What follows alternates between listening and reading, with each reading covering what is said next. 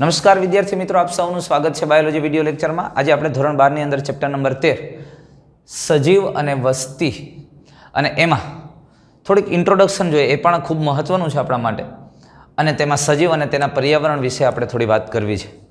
પરિસ્થિતિ વિદ્યાનું સૌથી પહેલું આ ચેપ્ટર, પરિસ્થિતિ વિદ્યા, આ યુનિટને આપણે કહીએ છીએ ઇકોલોજી પરિસ્થિતિ વિદ્યા।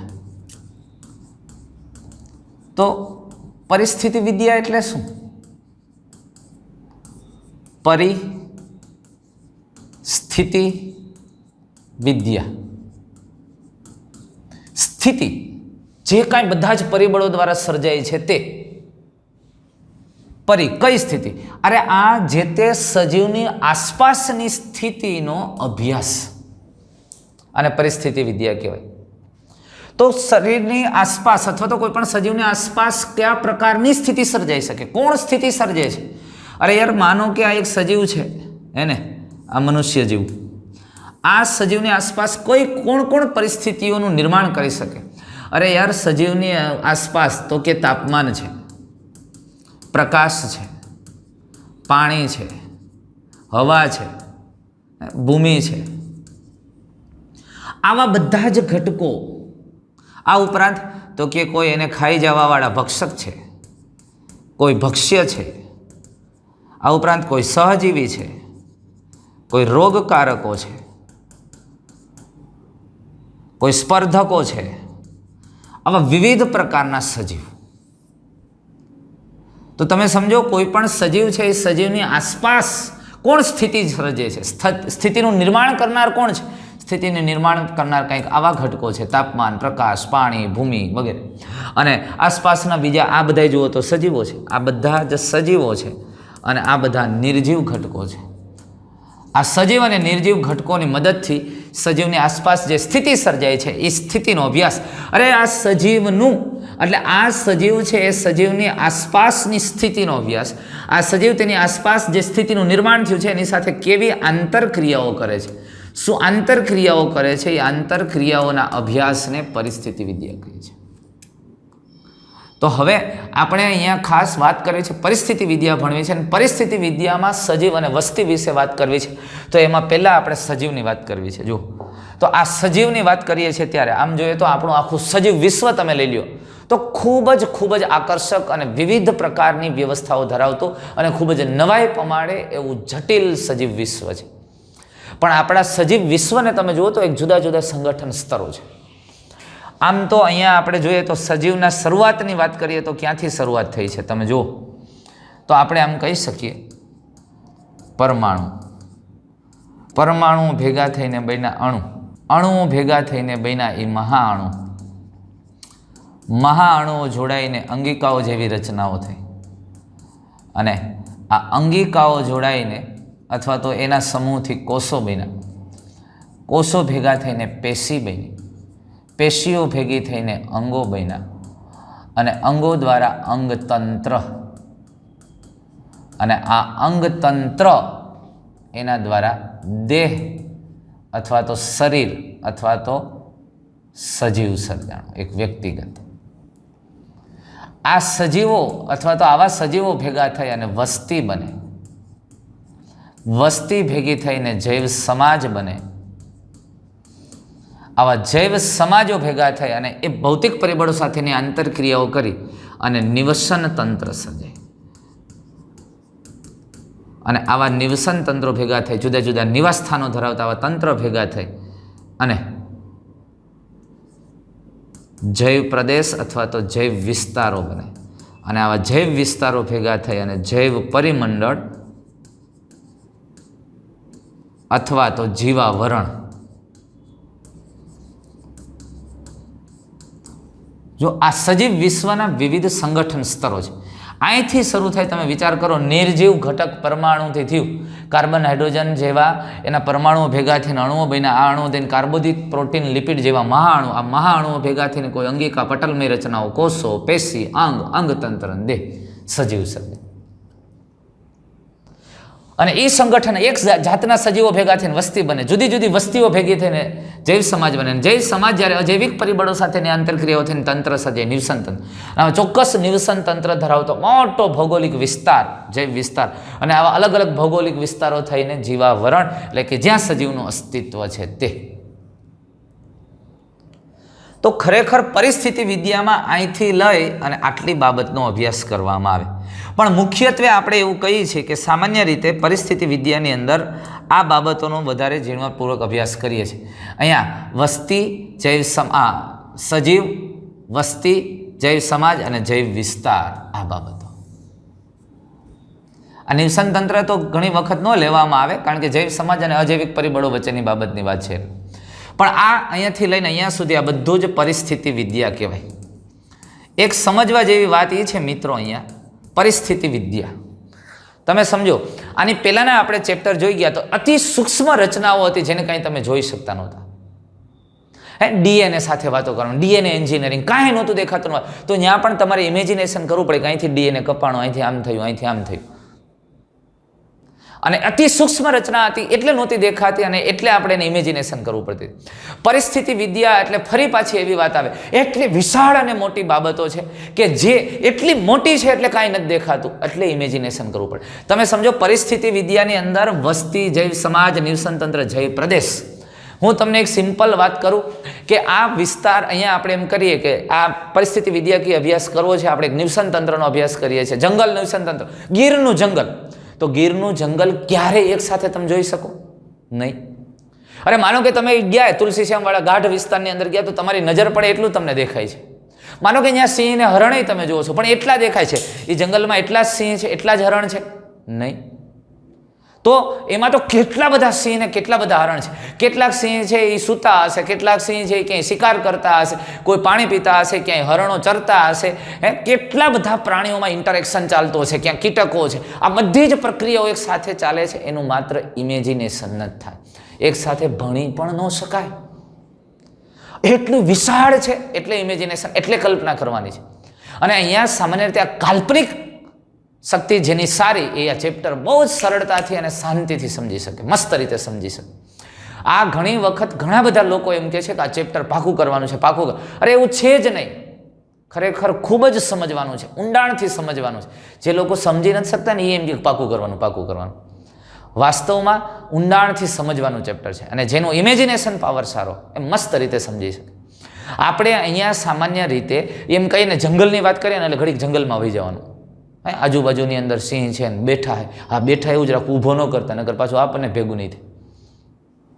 તો એટલે કહેવાની વાત એ છે મિત્રો, આપણે ઘણી અહીંયા એક સામાન્ય રીતે માનસિક સ્થિતિમાં તમારે એ ઇમેજ કરવાનું છે કે આવડું મોટું ગાઢ વિસ્તાર છે, એમાં આવી પ્રક્રિયાઓ થાય છે, આવું થાય છે. વાસ્તવિક થાય જ છે, પણ આપણી મર્યાદાઓને લઈને, આપણી આઈસાઇટ અથવા તો આપણી એ દ્રષ્ટિઓની મર્યાદાઓને લઈને આપણે બધું એકસાથે સમજી નથી શકતા કે જોઈ શકતા નથી. એટલે એક એક બાબતોનો અભ્યાસ કરી અને એને સંકલન કરીએ છીએ. તો એક વાત અહીંયા આપણે ખબર, ઓલી ઘણી વખત એમ કે સેવાના પણ પ્રકાર હોય. નવધા ભક્તિ છે તો ભક્તિના પ્રકાર છે. એમાંથી એક ભક્તિ અને એક સેવા છે માનસી સેવા. મનોમન સેવા કરવાની, ભગવાનની મનથી સેવા કરવાની. તો એમ દોસ્તો, આપણે હવે આ ચેપ્ટર શરૂ કર્યું છે ને, હું તમને બધાને માનસી પ્રવાસ કરાવવાનો છું, માનસી ટૂર. મનોમન આપણે અહીંયા ભણતા હોય ત્યારે એમ સમજવાનું, ગીરના જંગલની વાત કરીએ એટલે ઘડીક ગીરના જંગલમાં ઉતરી જવાનું, એની વાતો કરવાની. આજુબાજુ વનસ્પતિઓ છે ને, સિંહ છે ને, દીપડા છે ને, હરણ છે ને. વળી હિમાલયના જંગલમાં જઈએ એ અહીંયા વયું જવાનું, વાહ ઠંડી લાગે છે, ભલે ને પરસેવે નીતરતા હોય. એક માનસિક અવસ્થાઓ ત્યાં પહોંચાડવાની, એટલે કે કલ્પના કરવાની છે કે આવું આવું છે. અને જેની પાસે ઇમેજિનેશન પાવર સારો છે, કાલ્પનિક શક્તિ સારી છે, એ બહુ સરળતાથી આ ચેપ્ટર સમજી શકે છે. તો હવે વાત આપણે અહીંયા કરી છે જો કે આમ તો સંગઠન સ્તરો તો વિવિધ પ્રકારના છે, પણ જે વૈજ્ઞાનિક સંગઠનના વિભિન્ન સ્તરે શોધખોળ પ્રક્રિયાઓ દ્વારા તેની જટિલતાને સમજવા માટે પ્રયાસ કરી શકે. અલગ અલગ સંગઠનના સ્તરે એમાં રહેલી જટિલતાને આપણે સમજવાનો પ્રયાસ કરી શકીએ છીએ, અને એટલે આપણને ખબર પડે કે આમાં શું શું સંકળાયેલું છે, કઈ બાબતો આવેલી છે. તો જૈવ વૈજ્ઞાનિક સંગઠનના કોઈ પણ સ્તરે આપણે બે પ્રકારના પ્રશ્નો પૂછી શકીએ. હવે તમે આ સજીવના સંગઠનના કોઈ પણ સ્તરે બે પ્રકારના પ્રશ્નો પૂછી શકો છો. અને કેવા પ્રશ્નો હોઈ શકે? દાખલા તરીકે કોઈ બગીચાની અંદર બુલબુલ અવાજ કરે છે, ગાય છે, અને ગાતી આપણે સાંભળીએ એટલે આપણને તરત જ પ્રશ્ન થાય કે પક્ષી કેવી રીતે ગાય છે, આ પક્ષી શા માટે ગાય છે. અહીંયા બે પ્રશ્નો આપણને થયા, પક્ષી કેવી રીતે ગાય છે અને શા માટે ગાય છે. તો પેલો પ્રશ્ન કેવી રીતે, ત્યાં પ્રશ્નમાં આપણને આપણી અંદર એક કુતૂહલતા છે. શું આ પ્રશ્નમાં કઈ કુતૂહલતા છે કે પ્રક્રિયા પાછળની ક્રિયાવિધિ એ કેવી રીતે ગાય છે, અવાજ આવે છે તો કેમ આવે છે, કેવી રીતે ગાય છે, એમાં શું ક્રિયાવિધિ છે એ જાણવાની આપણને કુતૂહલતા છે. અને જ્યારે શા માટે વાળો પ્રશ્ન પૂછીએ છીએ ત્યારે આપણે શું જાણવાનો પ્રયત્ન કરીએ છીએ કે ભાઈ શા માટે પ્રક્રિયા થાય છે, અરે એનું મહત્વ શું છે. જો એક પેલા પ્રશ્નની અંદર પ્રક્રિયા પાછળની ક્રિયાવિધિ જાણવાની કુતૂહલતા છે અને બીજા પ્રશ્નની અંદર એ પ્રક્રિયાના મહત્વને જાણવાની આપણી જિજ્ઞાસા છે, કુતૂહલતા છે. તો આમ દરેક સંગઠન સ્તરે આવા બે પ્રકારના પ્રશ્ન કરો એટલે બસ એ પરિસ્થિતિ વિદ્યા છે. વસ્તી શા માટે છે, વસ્તી કેવી રીતે સર્જાણી છે, કેવા ઇન્ટરેક્શન છે, એમાં શા માટે આ પ્રક્રિયાઓ થાય છે. તો દરેક સંગઠન સ્તરોમાં ચાલતી પ્રક્રિયાઓ, આ પ્રક્રિયાઓ છે એ પ્રક્રિયાઓ કેવી રીતે થાય છે તે, અને પ્રક્રિયા શા માટે થાય છે, બસ આટલું સમજી લે એટલે પરિસ્થિતિ વિદ્યા. અરે આખું સાયન્સ આમાં પૂરું થઈ જાય. તમે તમારી જાતને હંમેશા 2 થી 3 પ્રશ્ન પૂછો ને, દરેક ટોપિક તમે સમજી લીધા પછી આનું હેડિંગ અથવા ટોપિક શા માટે છે, આ ટોપિક કેવી રીતે છે, કેમ આવ્યું, બસ એ તમને આવડી ગયો એટલે સમજી લો કે તમને સમજાઈ ગયું. તો અહીંયા સામાન્ય રીતે દરેક સંગઠન સ્તરે આ 2 પ્રશ્ન કરો એટલે પરિસ્થિતિ વિદ્યાનું કામ પૂરું થઈ જાય છે. તો આપણે પેલો પ્રશ્ન છે એની અંદર જોઈએ તો જવાબમાં આપણને એવી ખબર પડે કે પક્ષીમાં સ્વર પેટીની અંદર એવા કંપન અસ્થિ છે, વાઇબ્રેટિંગ બોન છે કે જેના હલનચલનથી એ અવાજ ઉત્પન્ન કરી શકે છે, આવી વ્યવસ્થા હોવાથી અવાજ ઉત્પન્ન કરી શકે છે. અને બીજા પ્રશ્નમાં આપણને એ ખબર પડે કે અવાજ શા માટે કરે છે. તો એમાં તો જુદી જુદી સ્થિતિઓને આધારે એના અવાજ હોય. ઘણી વખત કેટલાક પક્ષીઓ તેના બચ્ચાને શિકારી પ્રાણીઓથી બચાવવા માટે, એલર્ટ કરવા માટે અવાજ કરે. ઘણી વખત એવું પણ થાય કે સામાન્ય રીતે ચોક્કસ ઋતુ કે પ્રજનન ઋતુનો સમય હોય તો એના સાથી પ્રાણી સાથે અથવા સાથી પક્ષી સાથે સંવાદ સાધવા માટે પણ એ અવાજ ઉત્પન્ન કરે છે. તો અહીંયા બુલબુલની અંદર ક્યારેક આ પ્રકારનો મીઠો અવાજ જોવા મળે છે. તો એના પ્રજનન ઋતુ દરમિયાન પક્ષીના જે સાથી છે, પ્રજનન સાથી છે, એની સાથે સંવાદ સાધવા માટે પણ એની આવશ્યકતા હોઈ શકે અથવા તો જરૂરિયાત હોઈ શકે. તો આવી વિવિધ પ્રક્રિયાઓ છે, પ્રક્રિયાને સમજવી, જુદા જુદા સંગઠન સ્તરે આવી પ્રક્રિયાઓ છે એ સમજવી, તો એ જ તો પરિસ્થિતિ વિદ્યા છે. જ્યારે આપણે આસપાસના આપણે પ્રાકૃતિક વિજ્ઞાનનો દ્રષ્ટિકોણથી કોઈ પણ બાબતને અવલોકિત કરતા થઈએ એટલે આવા તો નિશ્ચિત રૂપે વિવિધ પ્રકારના પ્રશ્નો છે એ સર્જાશે, પ્રશ્નો આવા આપણને થશે. અને એ પ્રશ્નનો તમે જવાબ ગોતવાનું ટ્રાય કરશો એટલે વૈવિધ્ય ધરાવતા અને ખૂબ જ કુદરતની તમે નજીક જઈ અને એના જવાબ તમને મળશે. તમે પ્રકૃતિને સમજશો અને પ્રકૃતિને સમજતા સમજતા આપણને ખ્યાલ આવશે કે ભાઈ આમાં તો આવું થાય છે, આના માટે થાય છે, પણ આ દ્રષ્ટિકોણ આપણે કેળવવો પડે. અને આ દ્રષ્ટિકોણથી જો અવલોકન કરીએ તો ઘણા બધા દિલચસ્પ પ્રશ્નો આપણને થાય અને એને સમજવા માટે પ્રયત્નશીલ થઈએ એટલે એના જવાબ પણ આપણને એમાંથી જ મળે, એ ક્રિયાવિધિઓ દ્વારા આપણને મળે. ઘણા આવા પ્રશ્નો થઈ શકે છે. ઉદાહરણ કીધું છે કે રાત્રે ખીલતા પુષ્પો સામાન્ય રીતે સફેદ શા માટે હોય? મધમાખીને કેવી રીતે જાણ થાય છે કે આ પુષ્પમાં મધુરસ છે? વાસ્તવમાં રાત્રે ખીલતા પુષ્પો સફેદ શા માટે? અરે ભાઈ એને કોઈ કીટકોને આકર્ષવાના જ નથી, કારણ કે રાત્રે કોઈ કીટકો છે સક્રિય ન હોય અને એને દેખાતું જ નથી, એટલે રંગબેરંગી પુષ્પ થવાની આવશ્યકતા જ નથી. સુગંધિત પુષ્પો હોય. કીટકો દિવસ દરમિયાન જ્યારે ગતિ કરશે અથવા પહોંચશે તો એના ગંધને લઈને જશે, એની સુગંધને લઈને જશે. અને પ્રકાશને કારણે કેટલાક રંજક દ્રવ્યોના સંશ્લેષણો પણ નથી થતા હોતા, પણ મુખ્યત્વે એની પ્રજનન ક્રિયાને પરાગનયન માટે જ્યારે એ પુષ્પો છે એ આકર્ષક બનતા હોય તો એને બનવાની જરૂર નથી, કારણ કે રાત્રે પ્રકાશ જ નથી કે કલરને દેખાય અથવા જોઈ શકાય.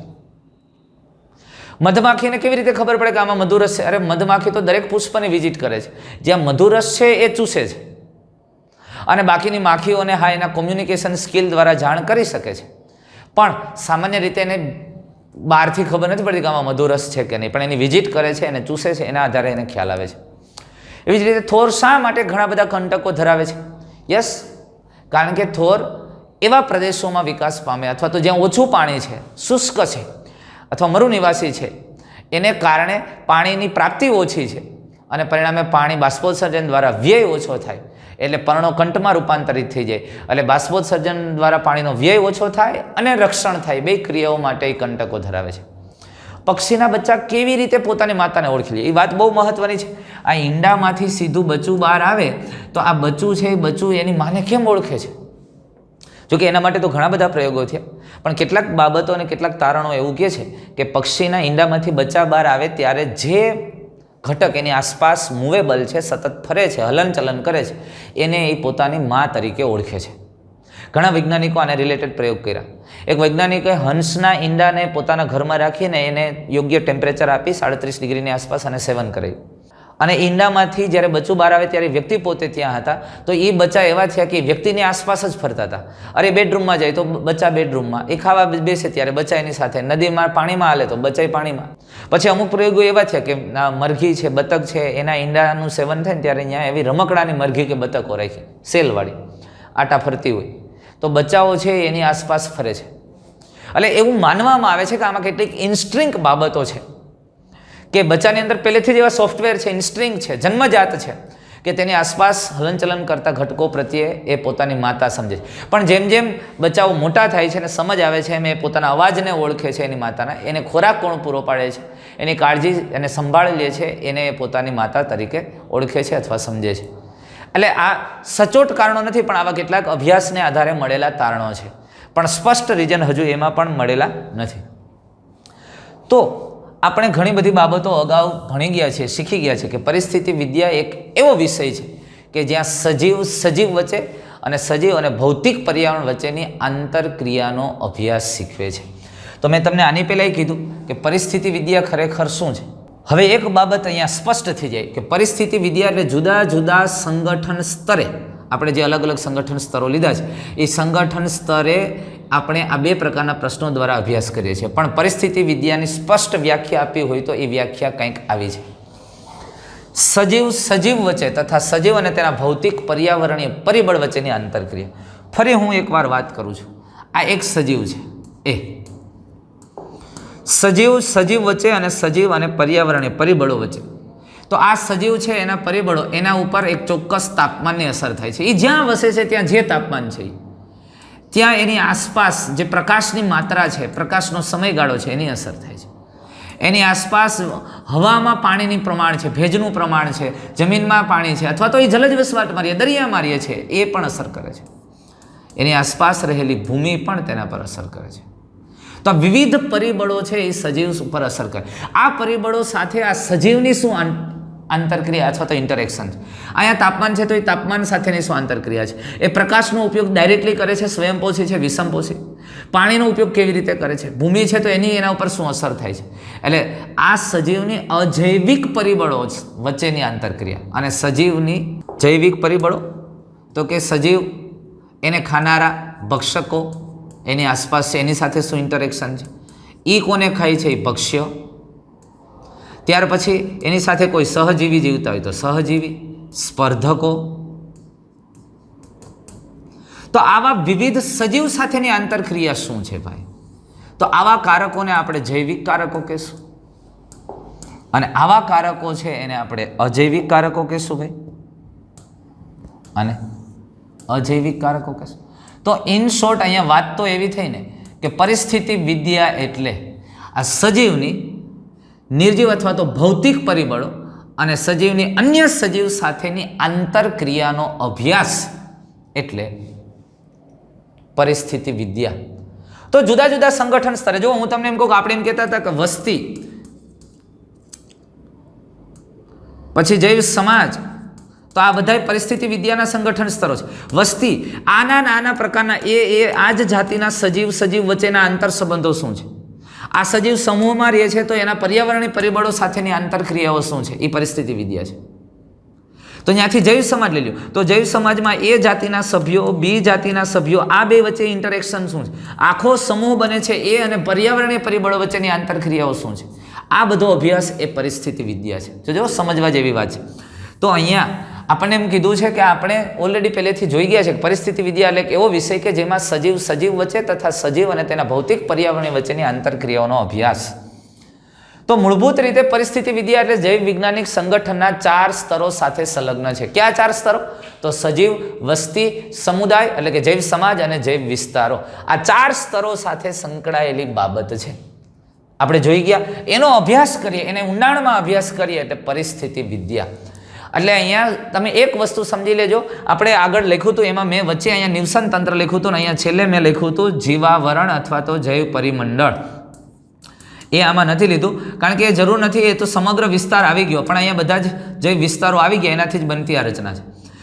તો પરિસ્થિતિ વિદ્યામાં સૌથી પહેલું સ્તર કયું? સજીવ. પછી એના દ્વારા બનતી વસ્તી, એના દ્વારા બનતી સમુદાય અને જૈવ. તો તમે એવું કહી શકશો કે પરિસ્થિતિ વિદ્યાનો નાનામાં નાનો એકમ એટલે સજીવ, એટલે વ્યક્તિગત સજીવ. વ્યક્તિગત સજીવ એ પરિસ્થિતિ વિદ્યાનો સૌથી નાનો એકમ છે. આવા સજીવો ભેગા થઈને વસ્તી બને, એક જ જાતિના સજીવો ભેગા થઈને વસ્તી, આવી જુદી જુદી વસ્તીઓ ભેગી થઈને જૈવ સમાજ, સમુદાય, અને ત્યાર પછી જૈવ પ્રદેશ. તો પરિસ્થિતિ વિદ્યામાં આ જૈવ વૈજ્ઞાનિક સંગઠનના 4 સ્તરો વિશે આપણે અભ્યાસ કરશું.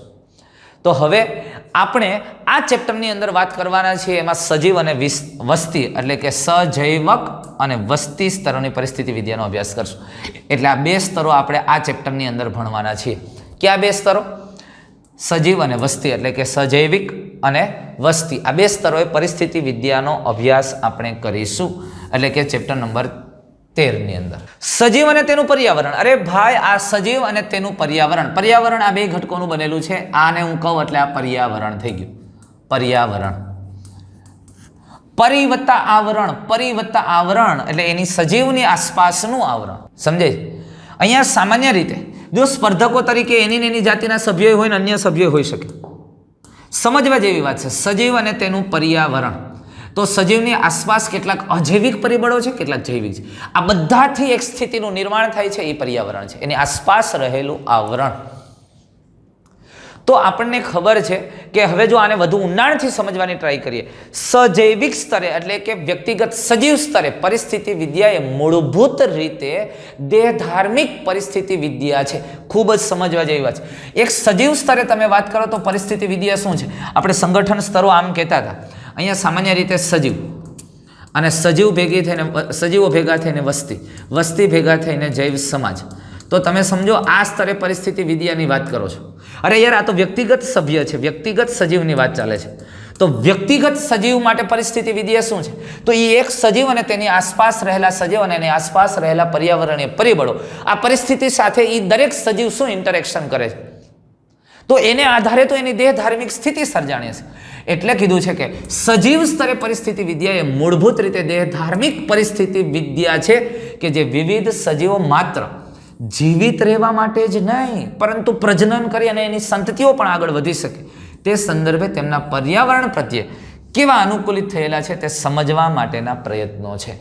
સજીવ સ્તરે પરિસ્થિતિ વિદ્યા એટલે શું? તો કે વ્યક્તિગત સજીવની અંદર કેવી દેહ ધાર્મિક સ્થિતિ છે કે એ પર્યાવરણમાં લાંબો સમય ટકી શકે છે, માત્ર જીવિત રહે એમ નહીં પણ નવી સંતતિ પેદા કરીને એ સંતતિ પણ આગળ વધી શકે એવા દેહ ધાર્મિક એના શરીરમાં ફેરફારો છે. તમે સમજી લો કે આ એક વિસ્તાર એવો છે કે જ્યાં તાપમાન સરેરાશ તાપમાન 20 ડિગ્રી સેલ્સિયસની આસપાસ છે. તો એનો મતલબ થયો કે આ ઉષ્ણકટિબંધીય વિસ્તાર છે. તો આ ઉષ્ણકટિબંધની અંદર આ સજીવ રહે છે, તો આ સજીવ એની સાથે કેવી રીતે અનુકૂલિત? તો કે ભાઈ એના ઉત્સેચકો એ તાપમાને સામાન્ય રીતે સક્રિય રહે એવી વ્યવસ્થા છે. જ્યાં પ્રકાશની માત્રા તીવ્ર છે તો એની સાથે રહી શકે એવી એના શરીરમાં દેહ ધાર્મિક સ્થિતિઓ સર્જાણી. મધ્યમ માત્રામાં પાણી પ્રાપ્ત થાય છે તો કે એ પાણી સામે રહેવા માટે અનુકૂલિત થયેલું છે. ભૂમિ ત્યાં ફળદ્રુપ છે, વિવિધ પ્રકારની વધુ પાક ઉત્પાદિત વનસ્પતિઓ અને ખૂબ જ ઉત્પાદન ધરાવતી વનસ્પતિઓ પણ ત્યાં છે. એને એ રીતે ખોરાક મેળવવા માટે ડેવલપ થયેલું છે, અનુકૂલન સાધેલું છે. એટલે તે એ વ્યક્તિગત સજીવનો અભ્યાસ છે. અહીંયા પરિસ્થિતિકીય વિદ્યા, સજૈવિક સ્તરે પરિસ્થિતિ વિદ્યા એટલે સજીવની વિવિધ દેહ ધાર્મિક ક્રિયાઓ કે જે પર્યાવરણમાં ટકવા માટે અનુકૂલિત થયેલ છે તે. શોર્ટમાં આ પેરેગ્રાફનો અર્થ આવો કાઢવાનો થાય કે સજૈવિક સ્તરે પરિસ્થિતિ વિદ્યા એટલે કે એ વ્યક્તિગત સજીવ અથવા જે તે જાતિના સજીવ છે એ સજીવની દેહ ધાર્મિક અભ્યાસ કે જે દેહ ધાર્મિક સ્થિતિઓને આધારે જે તે વિસ્તારમાં એની આસપાસની પરિસ્થિતિમાં ટકવા માટે અનુકૂલિત થયેલ છે. પછી દેહ ધાર્મિક સ્થિતિમાં એનું રુધિરાભિસરણ તંત્ર હોઈ શકે, એનું પ્રજનન તંત્ર હોઈ શકે, એનું પાચન તંત્ર હોઈ શકે, આવી બધી જ અભ્યાસ. એ શ્વસન કેવી રીતે કરે છે, એ પોતાના આશ્રુતિ નિયમન કેવી રીતે કરે છે, તાપમાન જાળવણી કેવી રીતે કરે છે, આ બધા અભ્યાસને દેહ ધાર્મિક પરિસ્થિતિ વિદ્યા કહેવાય. અને જે એ સ્થિતિઓ એવી સર્જાણી છે ને એવી દેહ ધાર્મિક સ્થિતિઓ એ પ્રાણીએ અથવા એ સજીવે વિકસાવી છે કે તેની આસપાસના પર્યાવરણમાં રહેવા માટે તે અનુકૂલિત થયેલા છે. અને એ સમજવાનો પ્રયત્ન એટલે સજીવ સ્તરે પરિસ્થિતિ વિદ્યા. તો આપણે સમજીએ એ શું કહેવા માગે છે સજીવ સ્તરે પરિસ્થિતિ વિદ્યા.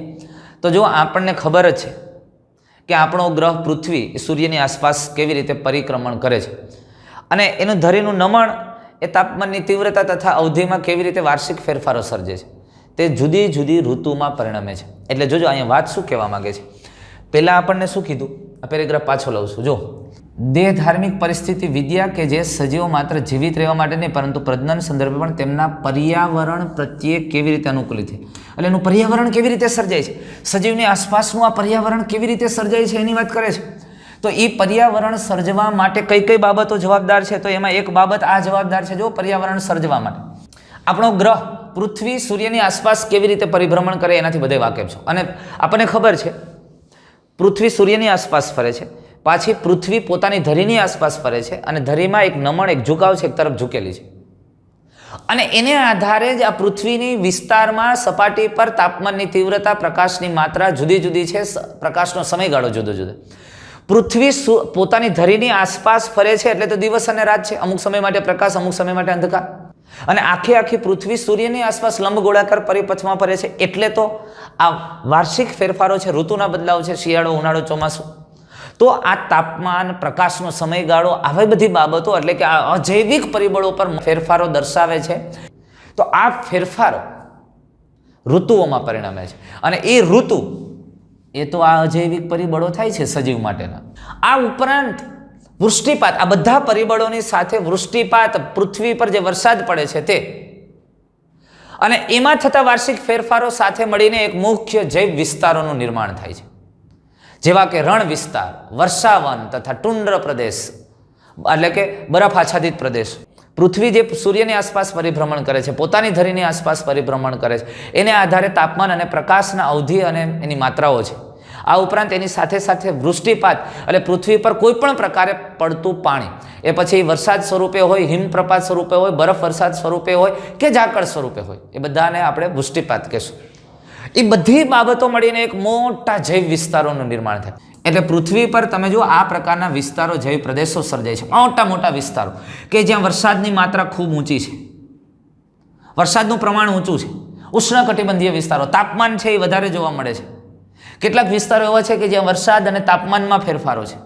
તો આવી બધા પરિબળોને આધારે જુદા જુદા જૈવ પ્રદેશો સર્જાય છે. એ જૈવ પ્રદેશ રણ વિસ્તાર હોઈ શકે, એ જૈવ પ્રદેશ વર્ષાવન હોઈ શકે, એ જૈવ પ્રદેશ ટુંડ્ર પ્રદેશ હોઈ શકે, જે બરફ આચ્છાદિત વિસ્તાર જ્યાં વૃક્ષો નથી, માત્ર બરફ છે.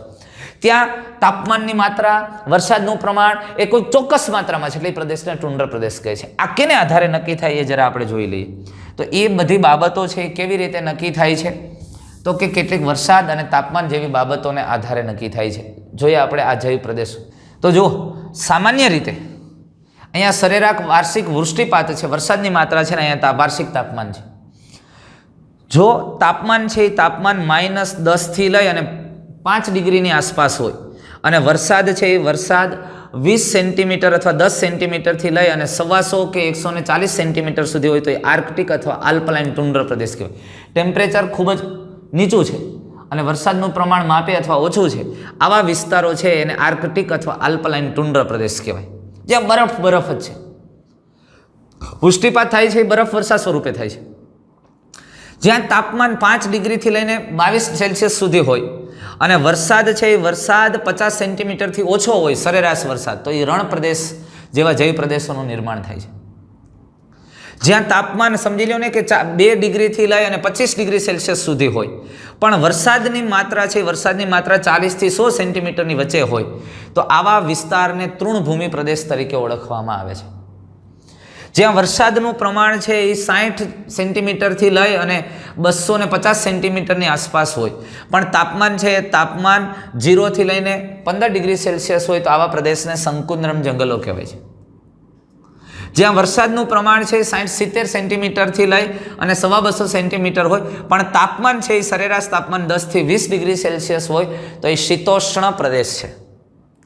અને જ્યાં વરસાદનું પ્રમાણ લગભગ 160-170 સેન્ટીમીટરથી લઈ અને 450 જેટલી સેન્ટીમીટર સુધી હોય અને તાપમાન સરેરાશ 20થી 25 ડિગ્રી સેલ્સિયસ હોય તો એ ઉષ્ણકટિબંધ વન છે.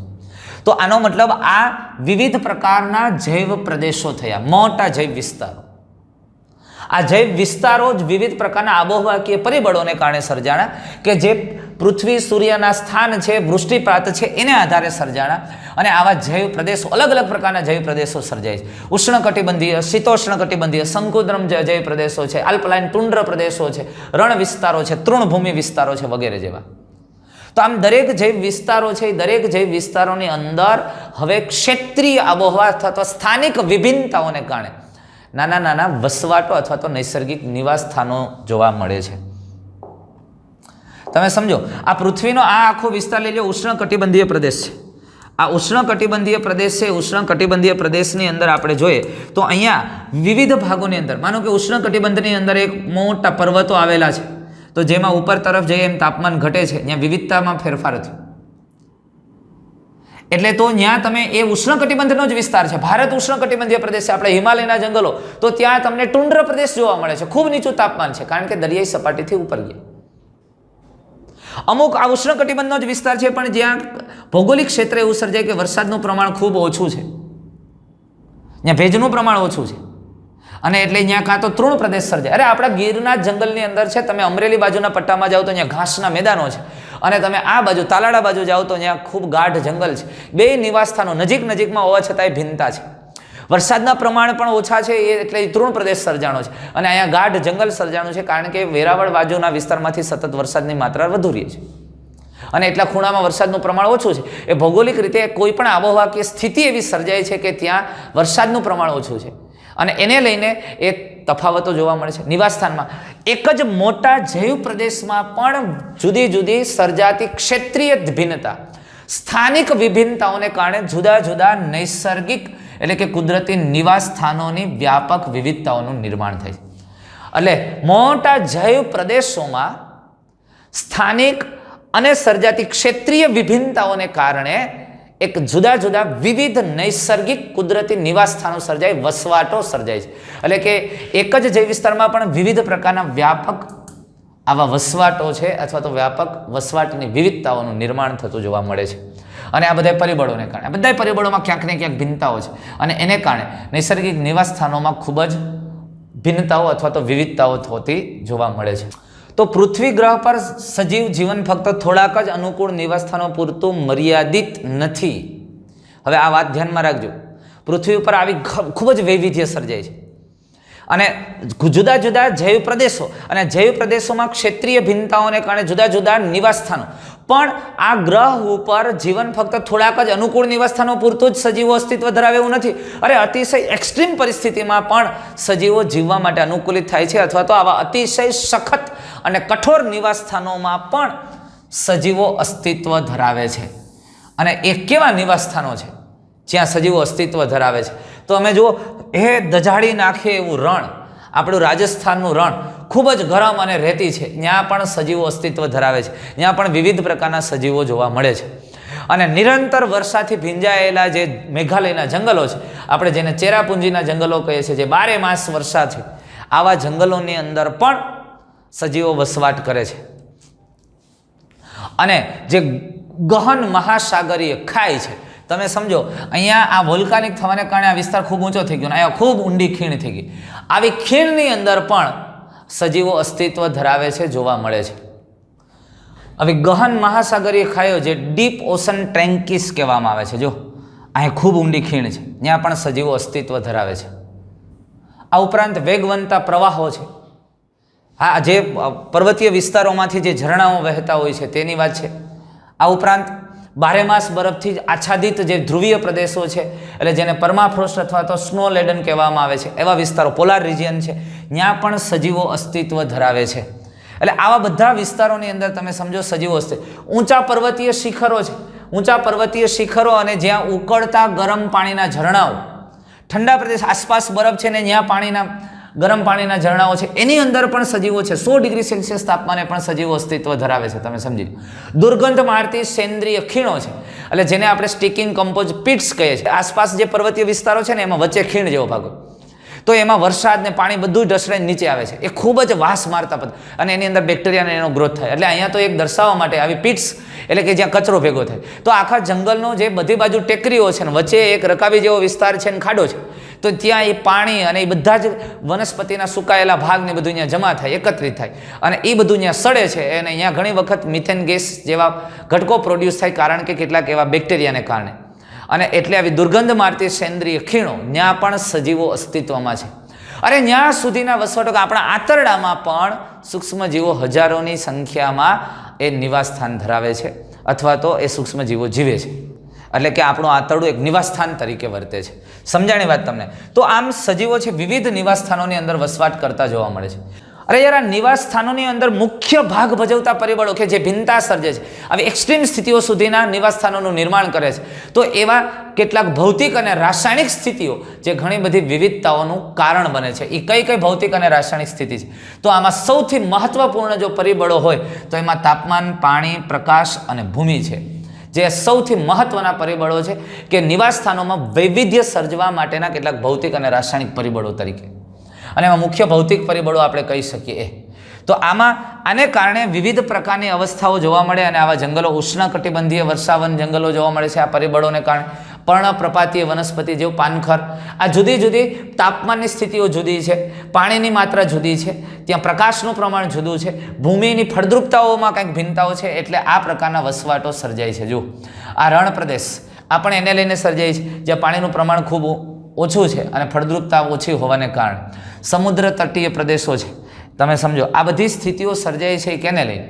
તો કે આ ભૌતિક અને રાસાયણિક પરિબળોને લઈને. પણ ભૌતિક અને રાસાયણિક ઘટકો એકલા આપમેળે સંપૂર્ણ રીતે કોઈ પણ સજીવની લાક્ષણિકતા દર્શાવી શકશે? તો કે નહીં. જે આપણને ખબર છે, કેમ નહીં? જો આ સજીવ ફક્ત આટલા જ પરિબળો સાથે અસર દર્શાવીને એની લાક્ષણિકતા અથવા તો એના ગુણધર્મ નક્કી થાય? નહીં. કે તો એની સાથે નિવાસસ્થાનોમાં રહેલા અન્ય સજીવો, જો કોઈ પણ સજીવની લાક્ષણિકતા નક્કી થશે કેને આધારે થશે? તો કે એ માત્ર આ ભૌતિક કે રાસાયણિક પરિબળોથી જ નહીં, પણ એની સાથે વસવાટ કરતા કોઈ ભક્ષક છે, ભક્ષ્ય છે, રોગકારકો છે, સહજીવી છે, સ્પર્ધકો છે, આ વિવિધ સજીવો સાથેની આંતરક્રિયાઓ કરે છે અને તે ઘટકો પણ એની લાક્ષણિકતા નક્કી કરવા માટે જવાબદાર છે. સમજાય છે? એટલે માત્ર આ જૈવિક પરિબળોથી જ એની લાક્ષણિકતા નક્કી નહીં થાય અથવા તો દર્શાવી શકતા નથી, પણ એ સજીવને સતત પ્રશ્ન રહે છે કે ભાઈ એનું ભક્ષક તરીકે ભાઈ આ સિંહ છે, આ માનો કે એક હરણ તરીકે અહીંયા સજીવ વસવાટ કરે છે, તો અહીંયા એના ભક્ષક તરીકે સિંહ છે. સિંહની હાજરી છે અને એની વસવાટ અને એની લાક્ષણિકતા, અને એવા જંગલમાં હરણ રહે છે કે અહીંયા આવા ભક્ષક પ્રાણીઓ જ નથી, તો એની લાક્ષણિકતાઓમાં થોડા તફાવતો જોવા મળશે. અને એ જાતિ જ્યારે ઉદ્વિકાસ પામી છે ત્યારે એના ભક્ષક અને ભક્ષ્યની હાજરીને આધારે એની લાક્ષણિકતા વિકસી છે. કારણ કે બધા જ સજીવો દ્વારા એક સ્થિતિનું નિર્માણ થાય, સ્થિતિમાં ટકવા માટેનો આ સજીવનો પ્રયત્ન છે. આપણે માનીએ છીએ કે લાંબા ગાળાની સમય અવધિ દરમિયાન સજીવે પ્રાકૃતિક પસંદગી દ્વારા તેની નૈસર્ગિક નિવાસસ્થાનમાં તેનું સ્થાયી ટકાઉપણું કે ઉત્તરજીવિતા તથા પ્રજનનને ઇષ્ટતમ બનાવી રાખવા માટેના અનુકૂલોનો વિકાસ સાધ્યા છે. સમજવા જેવી વાત છે. આપણે હવે જુઓ, આપણને એક બાબત સ્પષ્ટ આપણને ખબર પડે કે આ સજીવ એક લાંબા ગાળા સુધી આ વિસ્તારમાં આની આસપાસના પરિબળો સાથે જીવો છે. જો લાંબા ગાળાની સમય અવધિ દરમિયાન સજીવે પ્રાકૃતિક પસંદગી દ્વારા આ પરિબળો, આની આસપાસના બધા જ પરિબળો દ્વારા જે સ્થિતિનું નિર્માણ થયું એ સ્થિતિ દ્વારા એની પસંદગી થઈ છે કે એ ટકી શક્યો છે, એ વિસ્તારમાં એ ટકી શક્યો છે. એટલે પ્રાકૃતિક પસંદગી દ્વારા તેના નૈસર્ગિક નિવાસસ્થાનમાં તે સ્થાયી ટકાઉપણું, ઉત્તરજીવિતા તથા પ્રજનનને ઇષ્ટતમ બનાવી રાખવા માટેના અનુકૂળનો વિકાસ. એટલે આ સજીવે તેની આસપાસના જે અજૈવિક અને જૈવિક પરિબળો દ્વારા જે સ્થિતિ સર્જાણી છે એ સ્થિતિમાં ટકવા માટે અને મહત્તમ દરે પ્રજનન કરી અને એની સંતતિ આગળ વધી શકે એવી એક ઇષ્ટતમ સ્થિતિનું નિર્માણ કરી અને એવા અનુકૂલનો વિકસાવ્યા છે. જે પ્રકારના ભક્ષક છે તો ભક્ષકથી કેમ બચવું, પક્ષીય છે તો એનો કેવી રીતે ખોરાક તરીકે ઉપયોગ કરવો, આવા રોગકારકો છે તે રોગકારકો સામે કેવી રીતે એ રોગ પ્રતિકારકતા કેળવવી, આવી બધી જ લાક્ષણિકતાઓ એમાં વિકસી છે. તાપમાન છે તો એ તાપમાનથી બચવા માટેના અનુકૂલનો, અને પાણી છે તો એ પાણી જલજ છે અથવા તો એટલે કે વધારે પ્રમાણમાં છે, ઓછું છે તો એની સામેના અનુકૂલનો, આ બધા જ અનુકૂલનો દ્વારા એ પોતે ટકે અને એની પ્રજનન કરી અને નવી સંતતિ વિકાસ પામે ત્યાં સુધીના દરેક લક્ષણો છે એને વિકસાવ્યા છે. આવા અનુકૂલનો એને વિકસાવ્યા છે. તો દરેક સજીવે આવી લાક્ષણિકતા વિકસાવી હશે જૈવિક અને જૈવિક પરિબળો પ્રત્યે. તો અહીંયા તમે એક વસ્તુ સમજી લ્યો કે આ સજીવ છે એ થોડીક વાર માટે એવું સમજીએ કે હરણ છે અને અહીંયા એક સજીવ આ ભક્ષક છે એ સિંહ છે. તો હવે એક વસ્તુ સમજીએ થોડી વાર માટે આવે આ બાબતને સમજવી. દરેક સજીવને ફેરફાર ના કરી શકાય તેવા ચોક્કસ સ્થિતિનો તફાવત હોય છે જેમાં તે સહન કરવા સક્ષમ હોય છે. આ વાક્ય શું કહે? દરેક સજીવ, અહીંયા સજીવ એ છે તો એ સજીવની આસપાસ આ વિવિધ પરિબળો છે. પ્રકાશ, તાપમાન અને એક ચોક્કસ સ્થિતિનું નિર્માણ છે. આ સજીવ એ ધારે તો એના ઉપર ચોક્કસ તાપમાન, પ્રકાશ, પાણી, ભૂમિ આ વિવિધ પરિબળો છે એને ફેરવી શકે નહીં. એ ગમે તેમ ઈચ્છે તો પણ એમાં ફેરફાર. એટલે આ દરેક સજીવની આસપાસ તે ફેરફાર ન કરી શકે તેવી સ્થિતિનું નિર્માણ થયું. આ સજીવ એ માટે આ પરિબળો અને આ જૈવિક પરિબળો દ્વારા થતી અસર છે. હવે હું તમને કહું કે આ સજીવ બી છે, આ સજીવ બી છે, તો બી માટે એ કરતાં થોડીક અલગ સ્થિતિનું નિર્માણ થયું. હા, ભૌતિક પરિબળો ભલે આ જ છે, પણ અત્યારે સિંહ માટે હરણ ભક્ષ્ય છે, જ્યારે હરણ માટે સિંહ ભક્ષક હતું, તો એની આસપાસની પરિસ્થિતિ થોડીક જુદી થશે. તો દરેક સજીવો માટે ફેરફાર ના કરી શકાય તેવી ચોક્કસ સ્થિતિનો તફાવત સર્જે. આ એ સજીવ માટે આ પરિબળો અને આ બધા પરિબળો દ્વારા એક સ્થિતિનું નિર્માણ થયું. હવે બીજી જાતિનું સજીવ છે તો બીજી જાતિના સજીવ માટે એના અનુરૂપ ચોક્કસ એક સ્થિતિનું નિર્માણ થાય જ્યાં આ પરિબળો અને એની આસપાસ આના માટે રોગકારકો હોય એ જ રોગકારકો આના માટે હોય એવું જરૂરી નથી. એના માટે બીજી રીતે ઉપયોગી હોઈ શકે. એટલે એની આસપાસની સ્થિતિ કંઈક જુદી નિર્માણ થશે. પણ દરેક સજીવ માટે વસવાટની અંદર જેટલા સજીવો રહે છે એ દરેક માટે એક ચોક્કસ સ્થિતિનું નિર્માણ થાય. ભલે એ ગીરનું જ જંગલ હોય પણ સિંહ માટે એક ચોક્કસ સ્થિતિ છે, હરણ માટે એના કરતાં કંઈક જુદી સ્થિતિ છે, ત્યાં વસવાટ કરતી વનસ્પતિ માટે એ બે કરતાં કંઈક જુદી સ્થિતિ છે, અરે ત્યાં વસવાટ કરતી ફૂગ માટે એ બધા કરતાં કંઈક જુદી સ્થિતિ છે. પણ દરેક માટે એક ચોક્કસ સ્થિતિનું નિર્માણ થાય ને એવી સ્થિતિઓ છે કે એ દરેક સજીવ પોતે એમાં બદલાવ કરી શકતો નથી. સમજાઈશ તમને વાત? દરેક માટે એની આસપાસનું પર્યાવરણ જુદું બને છે. અરે ઓના જેવું છે ભાઈ, તમે ઘરના સભ્યો રહ્યો છો, એક જ ઘરમાં રહ્યો છો, તો તમને તમારા પપ્પા થાય એ મમ્મીને પપ્પા તો ન જ થાય ને, તો એને તો પતિ થાય છે, તો એ ત્યાં સંબંધ બદલે છે, એનો એ જ વ્યક્તિ છે, એની જ સ્થિતિ છે, સંબંધ બદલે છે, એની સાથેના વ્યવહાર વર્તણક બદલે છે. સમજાય છે? આપણને દાદા થાય છે એ આપણા પપ્પાને દાદા નથી થતા કારણ કે એને પિતા થાય છે, તો અહીંયા સંબંધ બદલે છે. એકના એક ઘરમાં રહેતા સભ્યો છે, આ એક જ વસવાટમાં રહેતા સભ્યો છે. પણ દરેક સજીવ અને દરેક જાતિ માટે એક ચોક્કસ સ્થિતિનું નિર્માણ થાય અને જે સ્થિતિમાં સજીવ ફેરફાર કરી શકતો નથી. પણ એ દરેક સ્થિતિ દરેક સજીવો માટે જુદી જુદી છે. એટલે કીધું દરેક સજીવને ફેરફાર ન કરી શકાય તેવી ચોક્કસ સ્થિતિના તફાવતો હોય છે. જે તફાવતને તે સહન કરવા સક્ષમ, એટલે કે જે સ્થિતિને તે સહન કરવા સક્ષમ હોય છે. કોણ? આ સજીવ. આ સજીવ અહીંયા તો જ છે કે એ ત્યાં રહેલા તાપમાનને સહન કરવાની ક્ષમતા છે, ત્યાં રહેલા પ્રકાશની માત્રા સાથે જીવવા માટે અનુકૂલિત છે, ત્યાં રહેલા પાણીની માત્રા વધુ કે ઓછીને સહન કરવાની ક્ષમતા છે, ત્યાં ભૂમિની ફળદ્રુપતા જે કાંઈ છે એને સહન કરવાની ક્ષમતા છે, ત્યાંના ભક્ષકને સહન કરવાની ક્ષમતા છે. તો જ સજીવ ત્યાં જીવે છે, કારણ કે એ બધાય સાથે તે અનુકૂલન સાધી શક્યો છે, બધાય સામે ટકવા માટે તે સક્ષમ બન્યો છે. અને તો જ નહીતર મરી જાય, અહીંયા હોય જ નહીં સજીવ, ત્યાં ટકે છે માટે અનુકૂલન સાધેલું. જે સ્થિતિ છે ફેરફાર ન કરી શકે એવી સ્થિતિનો સામનો કરી અને ત્યાં એ ટકે છે અને એના માટે એ સક્ષમ છે. તે માટે ઉપયોગમાં લેવાતા સ્ત્રોતની વિવિધતા અને પરિસ્થિતિકીય તંત્રમાં એક અલગ કાર્યકારી ભૂમિકા બધું એક સાથે રાખીને તેની એક આગવી જીવન પદ્ધતિ થાય છે. કોઈ પણ એક સજીવ હતું, એ સજીવ માટે અહીંયા તમે સમજી લો, આને આપણે આવી રીતે અત્યારે લઈએ કે આ એક સજીવ છે, એ સજીવ તેના આસપાસના અલગ અલગ પરિબળો હતા, કેટલાક અજૈવિક પરિબળો હતા અને કેટલાક જૈવિક પરિબળો હતા. તો આ પરિબળોનો એ કોકને કોકનો ઉપયોગ કરતો હતો ક્યાંક ખોરાક તરીકે. જ્યારે આ હરણ હતું ત્યારે તમે સમજી લો એ ઘાસ છે, એ ઘાસ એ હરણ માટે ઘાસ છે એ ભક્ષ્ય હતું, એટલે ખોરાકના સ્ત્રોત તરીકે એની આસપાસની સ્થિતિમાં એ ઘાસનો ખોરાક તરીકે ઉપયોગ કરતો હતો. રહેઠાણ માટે ચોક્કસ સ્થાન કે આબોહવા કે વિસ્તારનો ઉપયોગ કરતા હતા, અથવા જે તે ભાગનો ખુલ્લા વિસ્તારોનો એ ઉપયોગ કરે છે રહેઠાણ માટે, કારણ કે કોઈ ભક્ષક પ્રાણીઓ આવે તો એને ધ્યાનમાં આવે. એટલે એને આસપાસ જે સ્થિતિનું નિર્માણ થયું હતું એ સ્થિતિમાંથી એનો એ સ્ત્રોત તરીકે ઉપયોગ કરી, એ ઉપયોગમાં લેવાતા સ્ત્રોત કે પ્રાપ્તિ સ્થાનો જે આપણે કહીએ છીએ એની વિવિધતા અને પરિસ્થિતિકીય તંત્રમાં તેની પોતાની એક કાર્યકારી ભૂમિકા. અહીંયા હરણ એની ભૂમિકા શું છે? તૃણાહારી તરીકેની છે. એ તૃણાહારી તરીકે વર્તે છે, ઘાસને તે કંટ્રોલ કરે છે, ઘાસનો ખોરાક તરીકે ઉપયોગ કરે, પણ સિંહ જેવા પ્રાણી છે એ સિંહ જેવા માટે એ ખોરાક બને છે. એટલે અહીંયા હરણની ભૂમિકા તૃણાહારી તરીકેની છે. એટલે આજુબાજુની જે સ્થિતિ છે તો સિંહ માટે ભક્ષ્ય હરણ છે અને એને રહેઠાણ માટે ખાસ ક્યાંક કેટલીક વૃક્ષાનો અને એની જાડી ઝાખરા છે એવા વિસ્તારોમાં રહે છે, એવા ભાગમાં રહેશે. પોતાના રક્ષણ માટે એ એવી જગ્યાએ રહેવાનું પસંદ કરશે, આ ખુલ્લા ઘાસના મેદાનોમાં રહેવાનું પસંદ કરશે. તો એની આસપાસની જે સ્થિતિ છે એ સ્થિતિમાં રહેલા સ્ત્રોતનો એ ઉપયોગ કરશે અને એ સ્ત્રોતની વિવિધતાને આધારે એનો ઉપયોગ કરી અને એની આખી પરિસ્થિતિકીય તંત્રમાં જ્યાં જે બધા સજીવો છે એમાં એ પોતાની કંઈક એક ભૂમિકા છે. આ બધી જ બાબતને એક સાથે સાંકળીને એક પોતાની જીવન પદ્ધતિ નક્કી થાય. એ દરેક પરિબળો, તાપમાન, પ્રકાશ, આસપાસના સજીવો, એનો જો આ સજીવનો એ ખોરાક તરીકે, ઘાસનો ખોરાક તરીકે ઉપયોગ કર્યો એટલે એ તૃણાહારી પ્રાણીઓ છે. સિંહે હરણનો ખોરાક તરીકે ઉપયોગ કર્યો એટલે એ માંસાહારી પ્રાણી છે. અને એને આધારે એક આખી એની જીવન પદ્ધતિ નક્કી થાય છે.